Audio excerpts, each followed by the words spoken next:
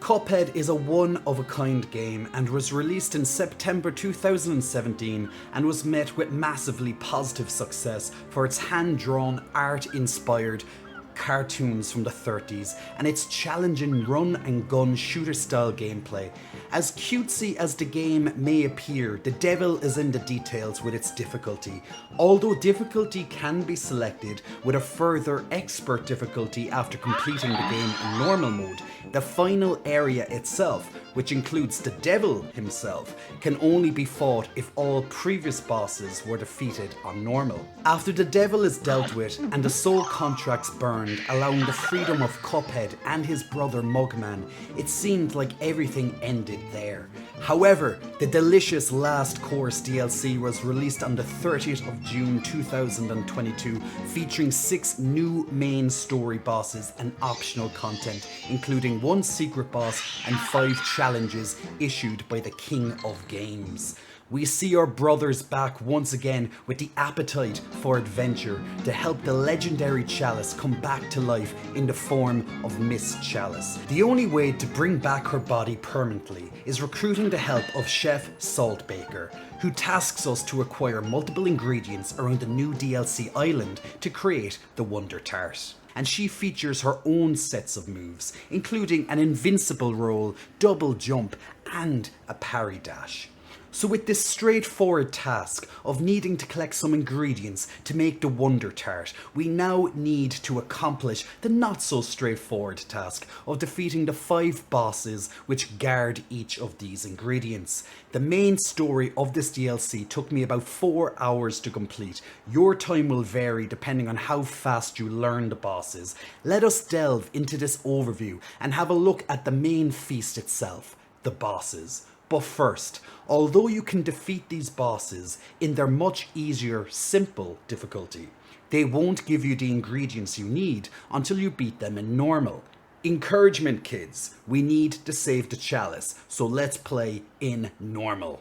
Right off the bat, we have an option between bosses we can take on. It's been almost 2 years since I've last properly played Cuphead, so I opted for Glumstone, the giant, and this boss was the second longest for me to get my kill on. Probably because I was very rusty and I'm thrown into the deep end with these bosses. This boss has 3 phases, and we start on his beard fighting off gnomes, dodging geese and gas clouds. One of these gas clouds every so often will be parryable. I don't know if parryable is a word, but we're using it anyway.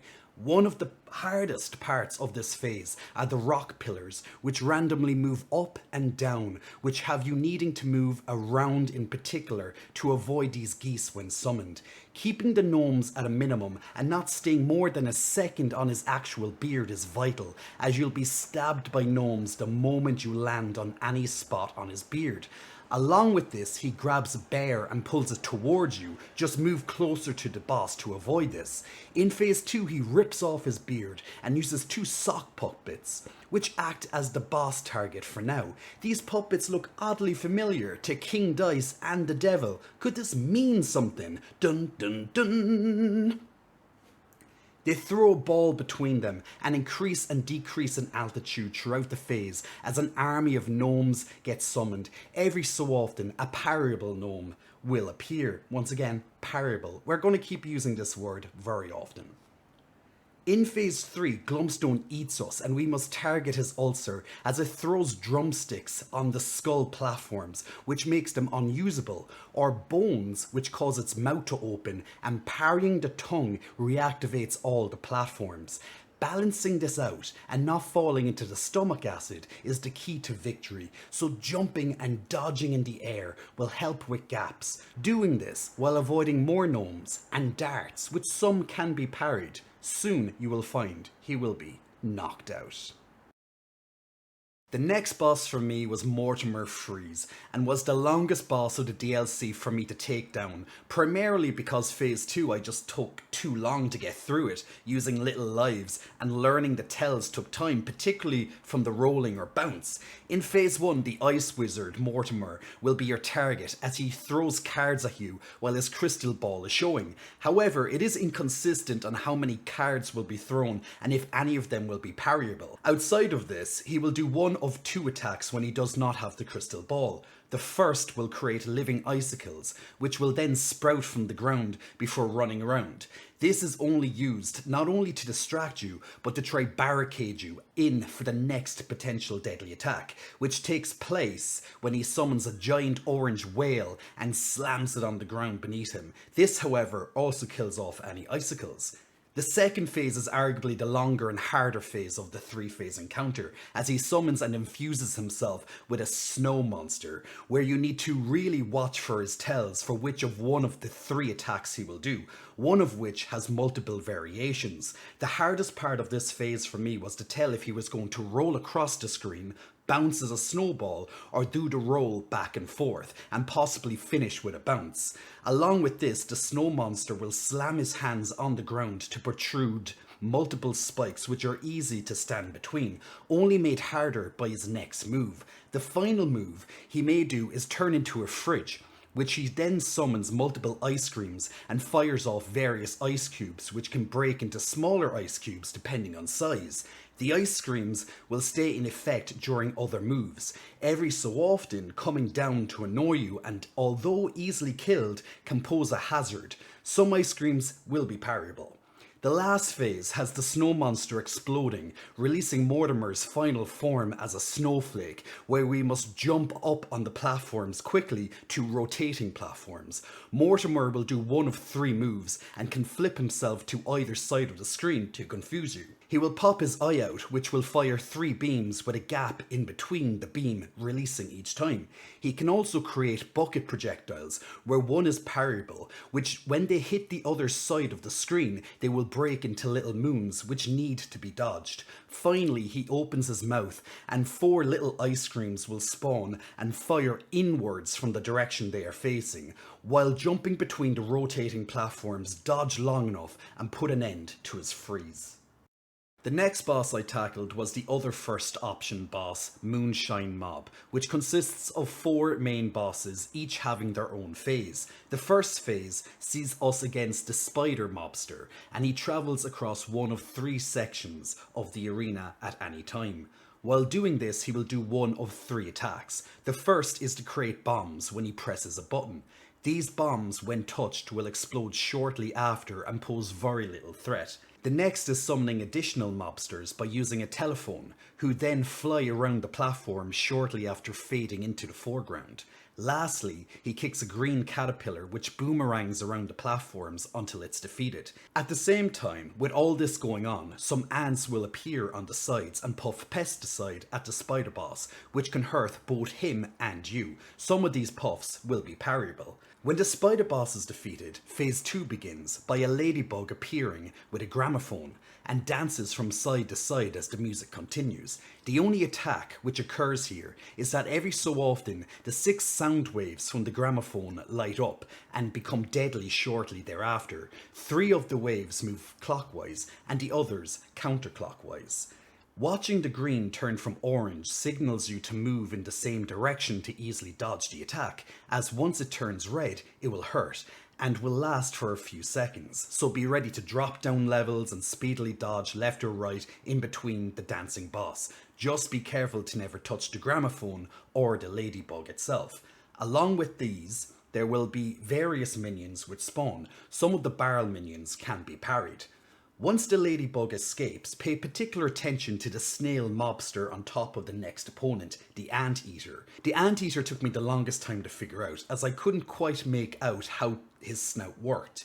His tongue can be parried and bounced upon, and the key here is to draw it out to attack it by switching quickly between levels of the arena when you see it. The tongue will extend across the screen to gather up minions, which then hurl around the arena until defeated. Avoiding these, the fake outs of the tongue, and ultimately avoiding the tongue itself, will bring down the anteater. But be ready for another fake out. A banner will appear with the words knockout, a lot different than the normal knockouts when we see bosses are defeated and our character can still move. Don't be fooled. The snail under the hat of the anteater reveals himself and only needs minor damage to be taken out.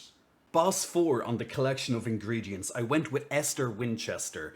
which is the only boss in the DLC where the plane will be used. She has 4 different forms and is quite the odd encounter, even though all the bosses are quite twisted and wacky one way or another. This is Cuphead after all.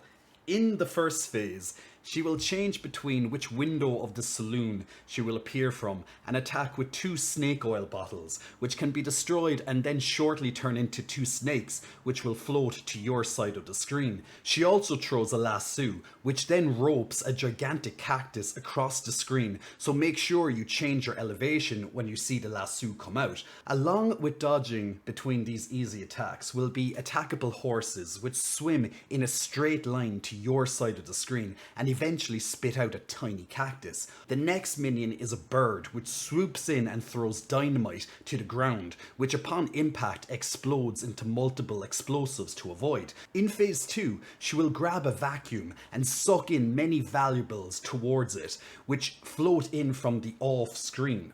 Staying near the middle makes it easier to combat the suction and avoiding the various objects. In between these, multiple safes will drop from the air and upon crashing will break into various sizes of currency. Some of these can be parried. Phase 3 is where it starts to get more weird, as you're chasing her down as she can run on the ground or fly in the air. She will spit out looping stakes, some which can be parried, all while you must dodge open cans of beans on propellers.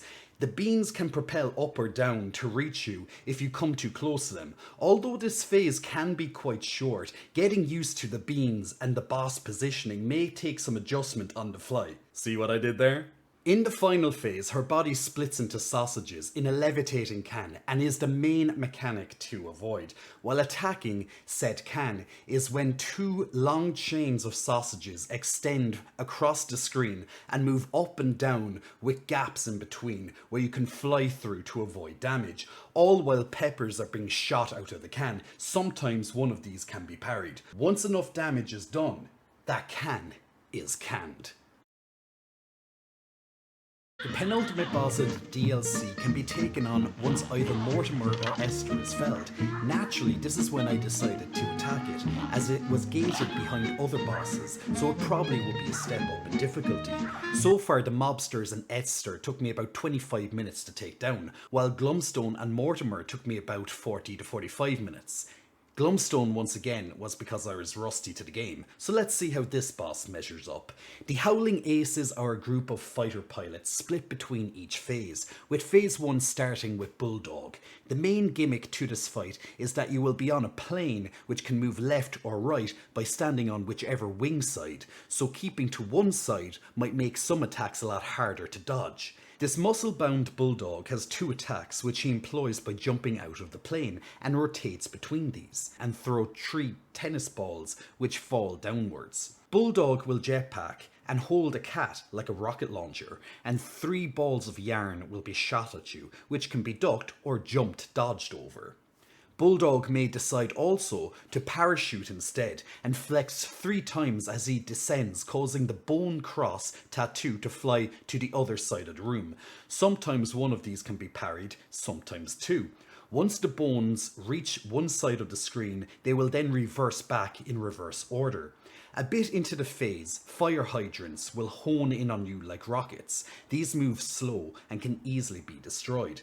Once Bulldog is defeated, a very short phase 2 begins against the 4 Yankee Rippers, which rotate around in a circle while barking out the letters bow wow. Some of these letters can be parried every so often. This phase is very simple and should not pose much of an issue. Just take out each puppy, which makes the phase easier and easier. Phase 3 is easily the hardest and forces your eyes to adapt once again on the fly.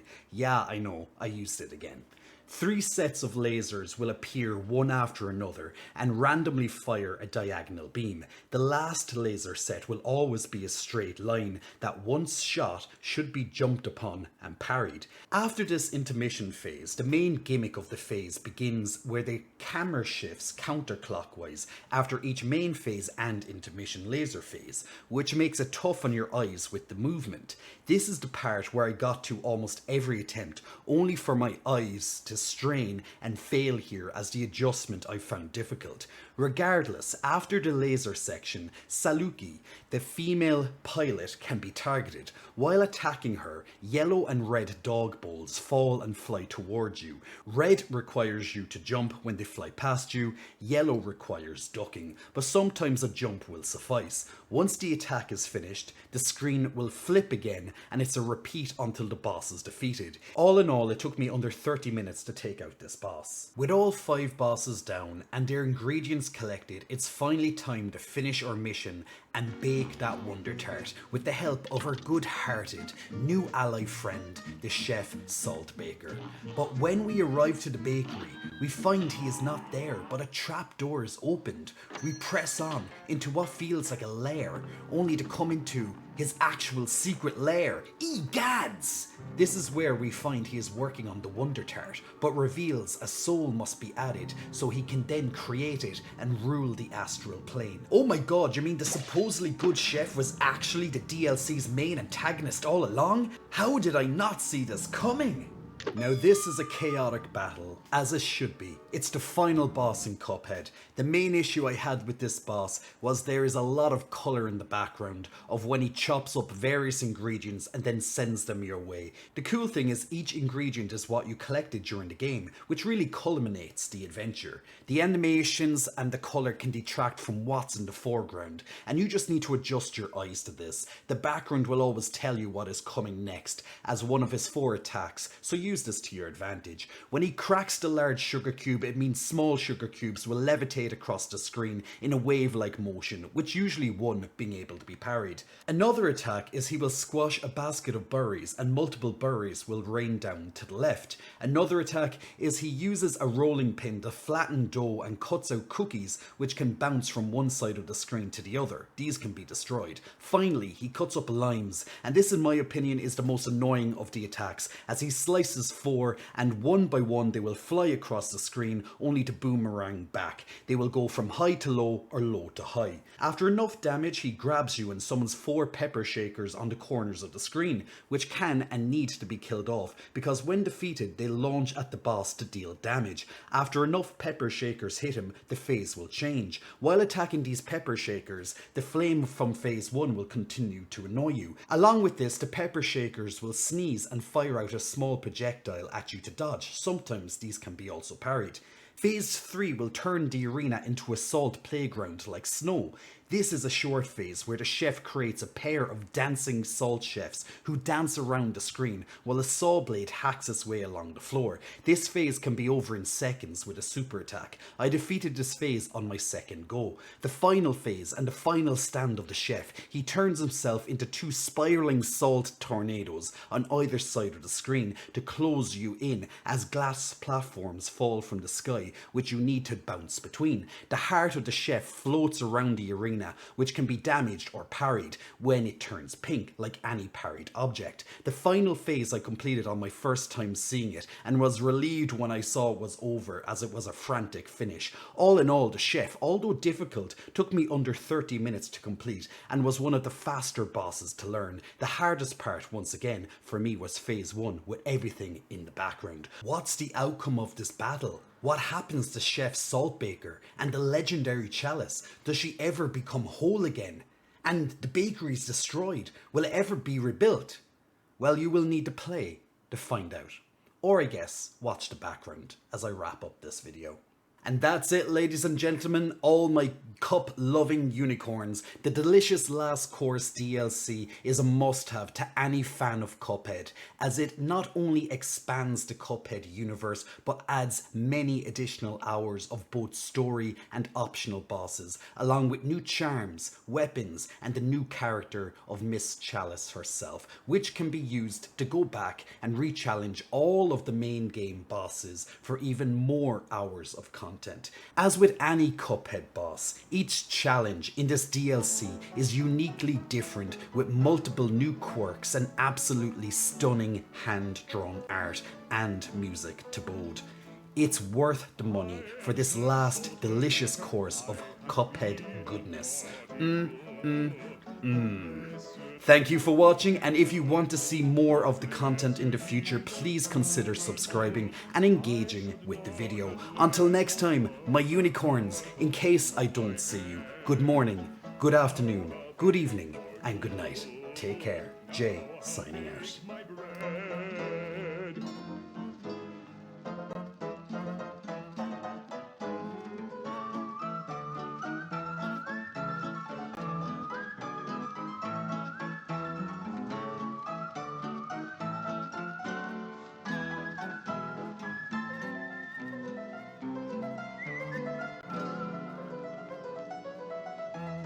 I have learned my lesson, I have learned my lesson well.